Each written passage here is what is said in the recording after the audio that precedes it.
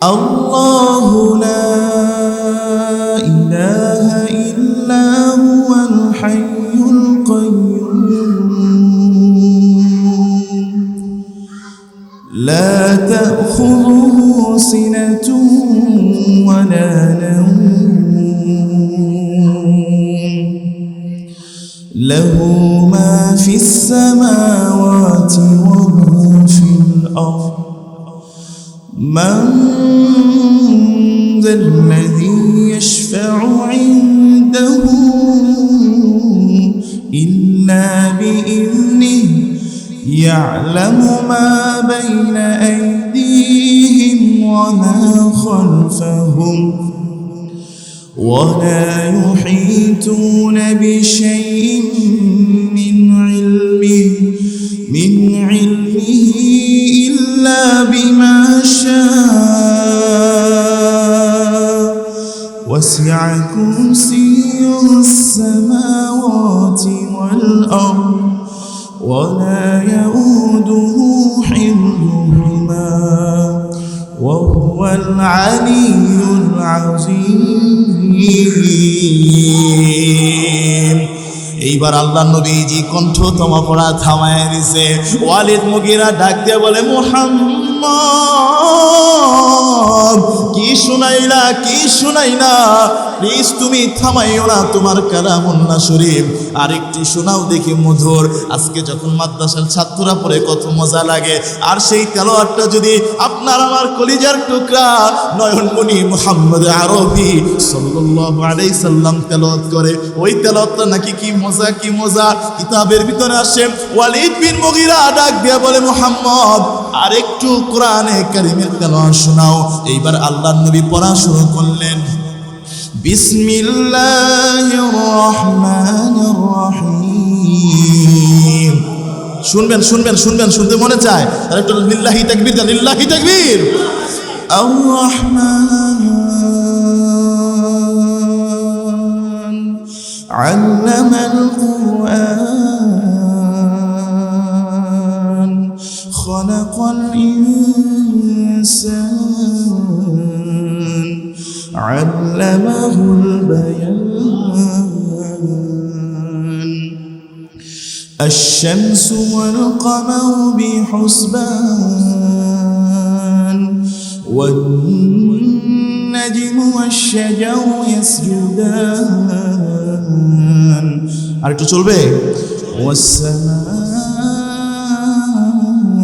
رفعها ووضع الميزان এইবার ওয়ালিদ বিন মুগীরা ডাক দিয়ে বলে মুহাম্মদ এসেছিলাম কোরআনের ভুল ধরতে এই কোরআনের ভুল ধরতে যাইয়া আর তো উঠতে পারি না হাত চলে না পাও চলে না মুখ চলে না মুহাম্মদ তোমার হাতে দড়ি পায়ে দড়ি আরেকটু যদি কোরআনে কারীমের তেলাওয়াত শোনাইতা এইবার আল্লাহ নবীজি পড়তেছেন আল্লাহ তাতাগাউ ফিল মিজান وأقيموا الوزن بالقسط ولا تخسروا الميزان والأرض وضعها للأنام فيها فاكهة والنخل ذات الأكمام والحب ذو العصف والريحان فبأي آلاء ربكما تكذبان خلق الإنسان من صلصال كالفخار وخلق الجن من مارج من نار فبأي آلاء ربكما تكذبان رب المشرقين ورب المغربين فبأي آلاء ربكما তুকাযযিবান। প্রিয় ভাইরা আমার, মানুষের জীবনের প্রত্যেকটা সময় প্রচুর দামি। পৃথিবীর জমিনে যত দামি জিনিস আছে এর মধ্যে সবচেয়ে দামি হচ্ছে সময়। সবচেয়ে দামি কি? এই জন্য দেখবেন আল্লাহ পাক রব্বুল আলামিন কোরআনে কারিমে বিভিন্ন জায়গায় সময়ের কসম খেয়েছেন। কিসের কসম খেয়েছেন? বিভিন্ন জায়গায় সূর্যের কসম খাইছে, সূর্য মানে সময়ের কথা বলছে। বিভিন্ন জায়গায় অক্তের কসম খাইছে, কারণ পৃথিবীর জমিনে বান্দার জন্য সবচেয়ে দামি হচ্ছে নিয়ামত হচ্ছে সময়। আমরা একটা কথা বলি না সবাই, সময় গেলে আর ফেরত আসে না, তাই তো নাকি? এই জন্য আজকের এই 15 মিনিট 20 মিনিট যে সময়টা কিন্তু দামি করার জন্য, যেহেতু লম্বা সময় কথা বলা যাবে না, অনেক ওলামায়ে কেরাম আসবেন আলহামদুলিল্লাহ। এত চমৎকার একটি মাদ্রাসা এলাকার জন্য রহমত, তাই তো নাকি? এই জন্য আমি আপনাদেরকে অল্প সময় দিয়ে একটা টাচ দেব, সেটা হচ্ছে একজন মুসলিম অ্যাজ এ মুসলিম হিসাবে আমাদের জন্য আল্লাহ তাআলার পক্ষ থেকে সবচেয়ে বড় সারপ্রাইজ হচ্ছে, সবচেয়ে বড় নিয়ামত হচ্ছে দা হোলি কোরআন। সবচেয়ে বড় নিয়ামত কি? কোরআন। কারণ কোরআন এমন একটা কিতাব, পৃথিবীর জমিনে যতগুলা কিতাব আছে, যত কিতাব আছে বলেন, উপন্যাস বলেন, সাহিত্যিক বলেন, গ্রামাটিক্যাল বলেন, আপনি যেইটাই হন, বায়োলজি বলেন, টেকনোলজি বলেন, সায়েন্সের কিতাব হোক, যত কিতাবই আছে, যে কিতাবটা একবার, দুইবার, তিনবার, চারবার স্টাডি করার পর মোর দেন আপনার মনে চাইবে না যে এটাকে আমি আর বই দিই, তাই তো? কিন্তু কোরআনে কারীম এমন এক দামি কিতাব, এই পৃথিবীর জমিনে সবচেয়ে বেশি যেই কিতাবটা পড়া হয়, চিৎকার মেরে বলেন তো দেখি সেই কিতাবের নামটা কি? আর জোরে বলেন সেই কিতাবের নামটা কি? যদি চিৎকার মেরে বলেন যে এই কোরআনটা এত সুন্দর কালাম, দেখবেন বাংলাদেশের বিভিন্ন হাফেজে কেরাম না বিশ্বের বহির্দেশে কোরআনের প্রতিযোগিতায় কম্পিটিশনের ভিতরে ফার্স্ট হয়, তাই তো? আমি বিশ্বের যখন দেশের বাইরে কোথাও যাই, দেশের বাইরে যখন প্রোগ্রামে যাই, তখন তারা আমাকে একটা করে জিজ্ঞাসা করে যে হুজুর, আপনাদের দেশে বাচ্চারা কোরআনটা কিভাবে পড়ায়? এই পড়ার কারিকুলামটা কি আসলে অ্যাকচুয়ালি, এটা আমরা জানতে চাই। ইভেন কিছুদিন আগে ভারত থেকে 3 জন শাইখুল হাদিস, গুজরাটের একজন শাইখুল হাদিস এবং হাওড়া জেলার মেদিনীপুরের একজন এবং উত্তর 24 পরগনার 3 জন শাইখুল হাদিস আমার বাসায় আসছে নারায়ণগঞ্জে। এবং ওনারা শুধু এই জন্য আসছেন, তারা শুধু অবজার্ভ করবেন যে বাংলাদেশের বাচ্চারা কিভাবে কোরআন পড়ে, কথা বলে গেছে টিচাররা কিভাবে কোরআন পড়ায়, শুধুমাত্র এই গবেষণা করার জন্য ওরা বাংলাদেশে আসছে। সুবহানাল্লাহ বললেন না? শুধুমাত্র এই জন্য আমি যেখানে যে একটা কথা বলি যে the Quran only or not religion books. Quran শুধুমাত্র একটা ধর্মীয় গ্রন্থ নয়। বাইবেল বলেন, ত্রিপিটক বলেন, মহাভারত বলেন, রামায়ণ বলেন, যত ধরনের ধর্মীয় কিতাব পৃথিবীতে আছে, দেখবেন ওই কিতাবটা কেউ পড়ে তো কেউ পড়ে না। হিন্দু ধর্মের যে অনেক কিতাব আছে, এই কিতাবগুলা দেখবেন পুলকিরান, এই কিতাবগুলা তাদের একটা রেস্ট্রিকশন আছে। রেস্ট্রিকশনটা কি জানেন? যে তাদের মধ্যে যারা মহাদেব বা গুরু, যা ধর্মীয় যারা, শুধু তারাই এই কিতাবটা স্টাডি করতে পারবেন, সাধারণ মানুষ পড়তে পারবেন, এটা তাদের একটা নিয়ম। কিন্তু আমরা যে কিতাবটা পড়ি, এই কিতাবটা উন্মুক্ত সবার জন্য, তাই তো নাকি? এই কিতাবটা সবাই পড়তে পারবে। এই জন্য আল্লাহ পাক কোরআনে কারীমের ভিতরে বলেন, আফালা ইয়াতাদাব্বারুনাল কুরআনা ওয়ালাউ কানা মিন ইনদি গায়রিল্লাহি লাওয়াজাদু ফীহি ইখতিলাফান কাসীরা। এটা এমন এক কিতাব, যেই কিতাবটা তোমরা না বুঝে না শুনে এইটাকে তোমরা অ্যাকসেপ্ট করো না, কারণ ইসলামের ভিতরে ধর্মান্তের কোনো সুযোগ নাই। ইসলাম পরিপূর্ণ, Islam is a completed code of life.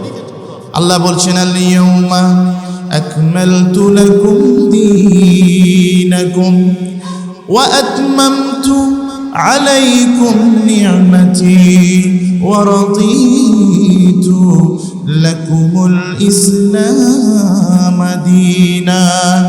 Today I have perfect your religion for you, completed my favor upon you, and I have chosen for you your religion name is Islam. আল্লাহ বলছেন আমি তোমাদের জন্য পরিপূর্ণ একটা জীবন ব্যবস্থা দিয়েছি, পরিপূর্ণ জীবন ব্যবস্থা। এখানে বাড়ানোর কোনো সুযোগ নাই, কমানোর কোনো সুযোগ নাই প্রিয় ভাইরা আমার। এবং আল্লাহ তাআলা পরের অংশে বলতেছে যে আমি তোমাদের জন্য আমার নিয়ামতটাকে কি করে দিয়েছি, পরিপূর্ণ করে দিয়েছি। মুফাসসির কেরাম বলেন কোরআনে কারীমের যে ব্যক্তি কোরআনে কারীমটাকে পরিপূর্ণভাবে অ্যাকসেপ্ট করবে, গ্রহণ করবে, বিশেষ করে যারা তরুণ যুবক তেজস্বী, যারা এই সময়টা হচ্ছে স্টাডি করার সময়, গবেষণা করার বয়স।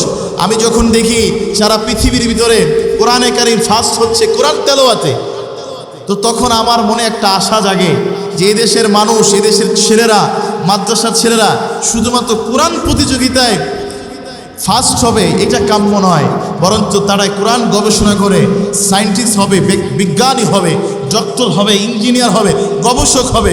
কেন ভাইরা? যে কোরআন শুধুমাত্র পড়ার জন্য আল্লাহ নাজিল করেন। আল্লাহ বলছেন আয়াতের ভিতরে যে তোমরা যদি এটাকে পরিপূর্ণভাবে বুঝতে পারো, গ্রহণ করতে পারো, তোমাদের জীবনটাকে আমি পরিপূর্ণ নিয়ামত দ্বারা পরিবর্তন করে দিচ্ছি। বলেন সুবহানাল্লাহ। এই জন্য আল্লাহ পাক বলছেন যে কোরআনটাকে তোমরা না বুঝে ধরো না, তোমরা বুঝার চেষ্টা করো যে আল্লাহ এখানে কি বলছে। যদি বুঝো, আগে বুঝো, তারপর তোমরা কি করো, কোরআনটাকে গ্রহণ করো।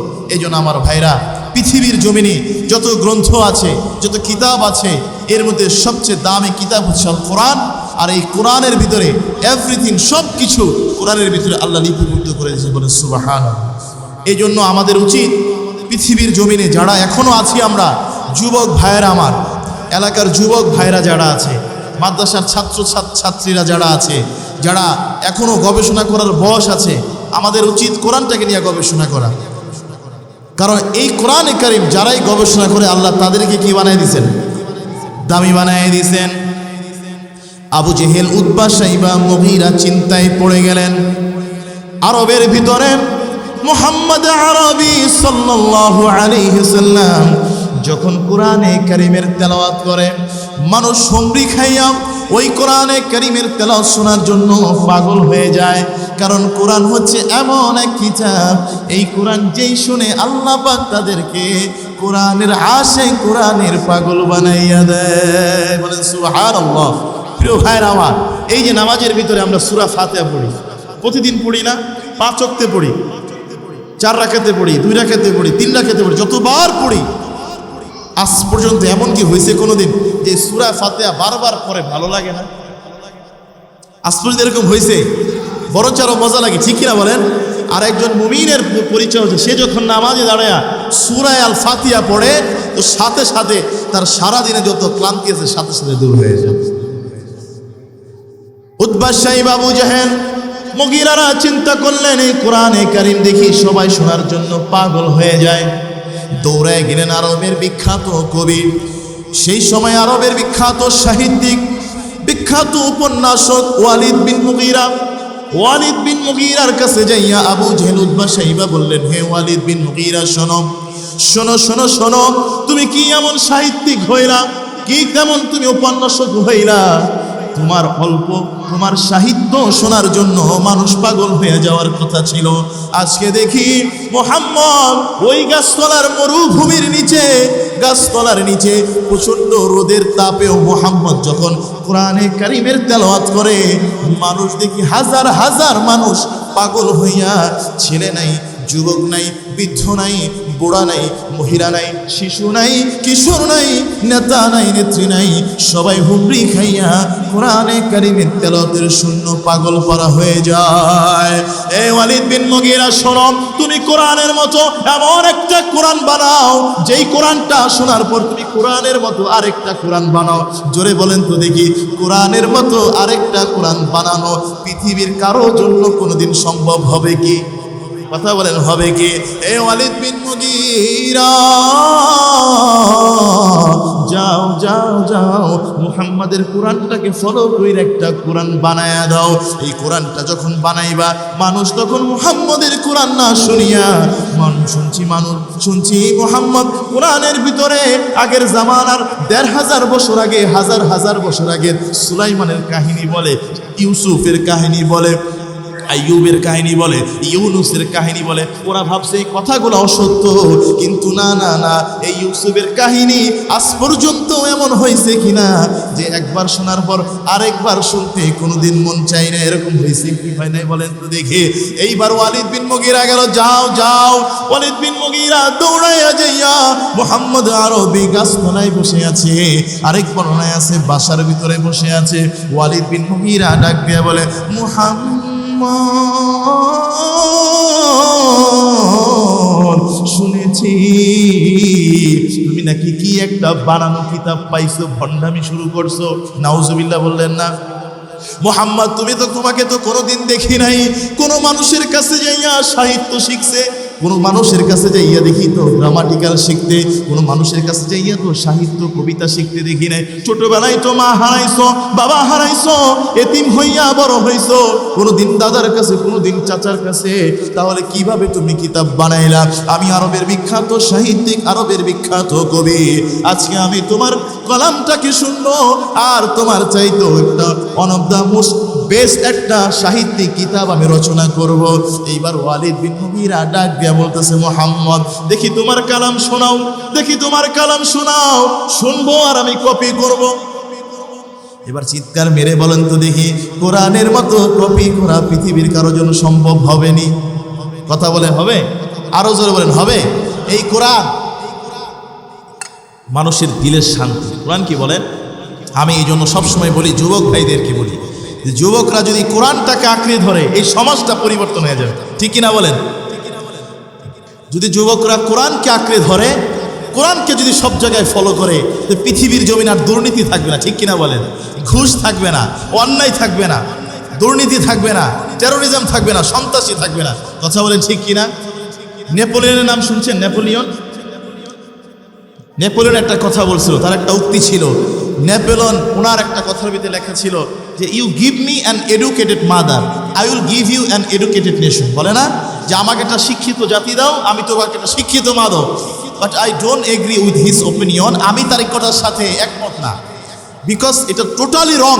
পৃথিবীর জমিনে যত দুর্নীতি, যত অন্যায়, রডের বদলে বাস, যত ঘুষ, যা বলেন এভরিথিং সব শিক্ষিতরাই করে। ঠিক কিনা বলেন? ওই যে দেখেন বৃদ্ধাশ্রমে মারা রেখে আসছে, বাবার রেখে এসে যায়, দেখেন সেইটাও শিক্ষিত। ঠিক কিনা বলেন? টোটালি রং, কথাটা রং কিনা বলেন? আমি তার এই কথাটাকে একটু সাজিয়ে দিছি, you give me an Islamic educated mother, I will give you a bribe free, সুদ মুক্ত, ইউজারি ফ্রি, ঘুষ মুক্ত, কারাপশন ফ্রি, দুর্নীতি মুক্ত, অ্যান্ড টেরোরিজম ফ্রি নেশন। চিৎকার মেরে বলেন সুবহানাল্লাহ। তুমি আমাকে একটা কোরআনের শিক্ষায় শিক্ষিত একটা মা দাও, যে কোরআন, যে মা সকালে বসে শেখাবে, বাচ্চা কুল্লু নাফসিন যায়কাতুল মাউত, যে কোনো সময় তুমি মারা যাইতে পারো। তুমি আপনাকে একটা ইসলামিক এডুকেটেড মাদার দাও, কোরআনিক মাদার দাও, যে খাইতে বসে কার্টুন না দেখায় বলবে বিসমিল্লাহ ওয়া আলা বারাকাতিল্লাহ। এই জন্য আমার ভাইরা বলে, দেখেন কোরআন কত দামি, এই কোরআন যে গ্রহণ করে আল্লাহ তাকে দামি বানায় দেয়। ওয়ালিদ বিন মুগীরা বলল, হুজুর, ও মুহাম্মদ, কোরআনে কারীমের তেলাওয়াত শোনাও। এইবার মুহাম্মদ আরবি কোরআনে কারীমের তেলাওয়াত শুরু করছে, শুনবেন নাকি একটু?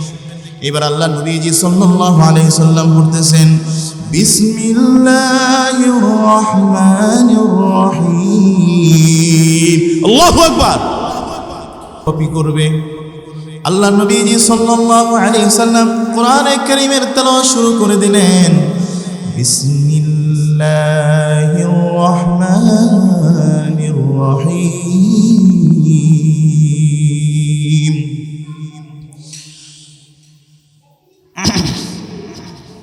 আল্লাহু লা ইলাহা ইল্লা হুয়াল হাইয়ুল কাইয়্যুম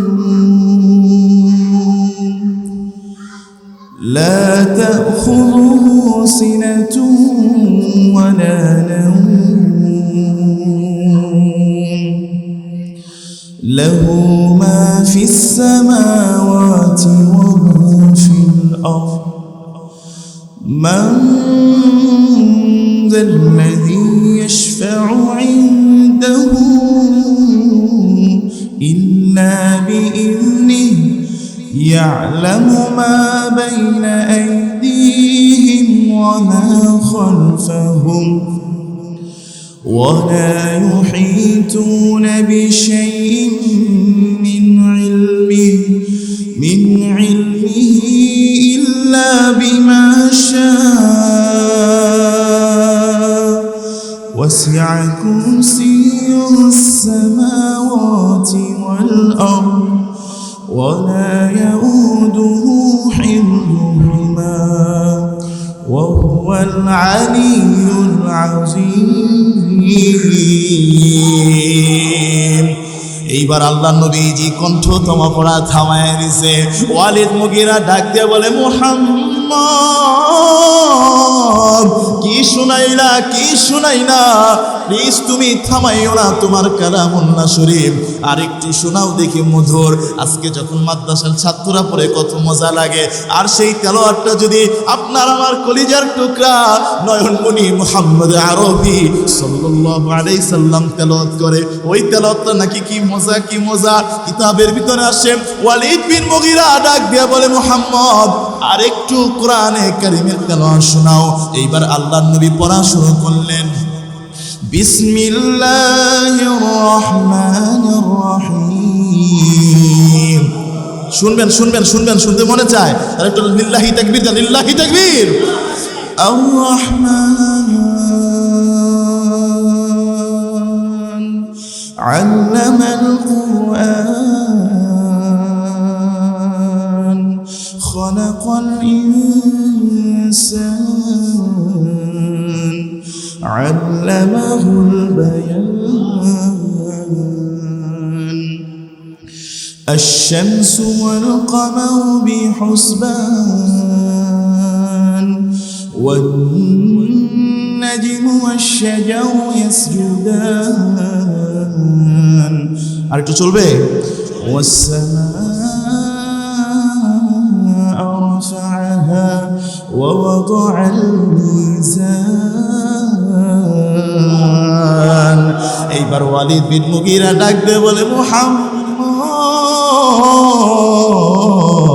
এসেছিলাম কোরআনের ভুল ধরতে এই কোরআনের ভুল ধরতে যাইয়া আর তো উঠতে পারি না হাত চলে না পাও চলে না মুখ চলে না মুহাম্মদ তোমার হাতে দড়ি পায়ে দড়ি আরেকটু যদি কোরআনে কারীমের তেলাওয়াত শোনাইতা এইবার আল্লাহ নবীজি পড়তেছেন আল্লাহ তাতাগাউ ফিল মিজান ওয়া আকিমুল ওয়াজনা বিল কিসতি ওয়া লা তুখসিরুল মিজান ওয়াল আরদা ওয়াদআহা লিল আনাম ফিহা ফাকিহাতুন ওয়ান নাখলু যাতুল আকমাম والحب ذو العصف والريحان فبأي آلاء ربكما تكذبان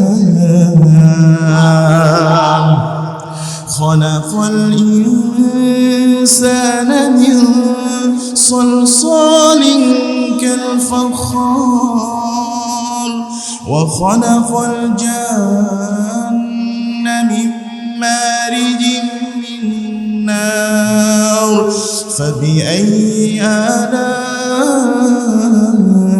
ربكما تكذبان رب المشرقين ورب المغربين فبأي آلاء ربكما تكذبان এইবার খবর চলে গেছে মক্কার ভিতরে দৌড়ায় গেছে আবু জাহেলের কাছে হে আবু জাহেল শুনলাম তুমি নাকি ওয়ালিদ বিন মুগীরাকে পাঠাইছিলা মুহাম্মদের কাছে যাইয়া দেখি ওয়ালিদ বিন মুগীরা কি কোরআনের ভুল ধরবে ওয়ালিদ বিন মুগীরা নিজেই তো কোরআনের তেলাওয়াতের পাগল হয়ে গেছে এইবার যখন ওয়ালিদ বিন মুগীরা দৌড়ায় আসছে এইবার আবু জাহেল চিৎকার মেরে বলল ওয়ালিদ বিন মুগীরা তোমারে পাঠাইলাম কোরআনের ভুল ধরার জন্য আজকে দেখি তুমি কোরআনের ভুল ধরতে যাইয়া সারা মক্কার অলিগলিতে ছড়ায় গেছে। আরবের বিখ্যাত সাহিত্যিক কবিতা, সে নিজেই কোরআনের ভুল ধরতে যাইয়া নিজেই কোরআনের পাগল হয়ে গেছে। এইবার ওয়ালিদ বিন মুগীরা ডাক দেবেন আবু জাহেল, হে আবু জাহেল, উতবা সাইবা শুনে নেন, গিয়েছিলাম কোরআনের ভুল ধরার জন্যে, কিন্তু শুনে রাখেন এই কোরআন একদিন সারা পৃথিবীর ভিতরে রাজত্ব করবে। আল্লাহ আমাদের সবাইকে বুঝার এবং আমল করার তৌফিক দান করুক। আমা তৌফিকি ইল্লা বিল্লাহ।